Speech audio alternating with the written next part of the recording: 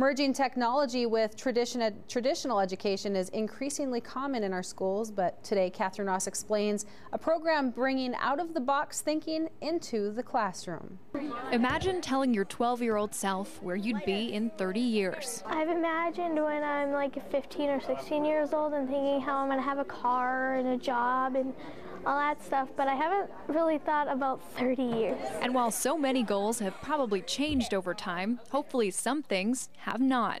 That's the message behind the I-imagine program, a less than conventional workshop taking over classrooms this week at Jim Hill. We can't have standardized knowledge and standardized talents. It's the diversity of our talents that's going to have us have a viable economy and a vibrant society. Bernadine Porter is a national education consultant, and she says her program gets kids thinking outside the box and outside of their test scores to find that spark or that thing that just gets you going in the morning. Photography, definitely. I'm on the yearbook and I pick up a camera and it's like right away I know exactly what I want to do. But there's a difference between knowing and doing.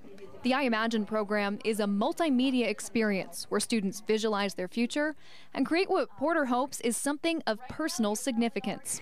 The multimedia that we know, the more senses that are engaged, the deeper and more sticking power it has. And for Minot Public Schools, that fits in with a larger curriculum. The focus in our district is that we don't teach technology, we're using technology to teach. This is all about literacy, it's all about writing, about kids telling their stories, and it just happens that technology makes it easier to do. At the end of the day, the kids have a collection of pictures and narration that tell their story.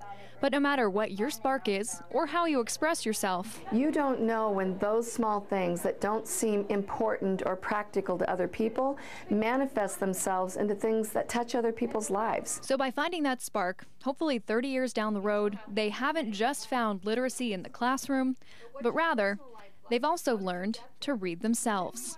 In Minot, Catherine Ross, KX News. And still to come tonight.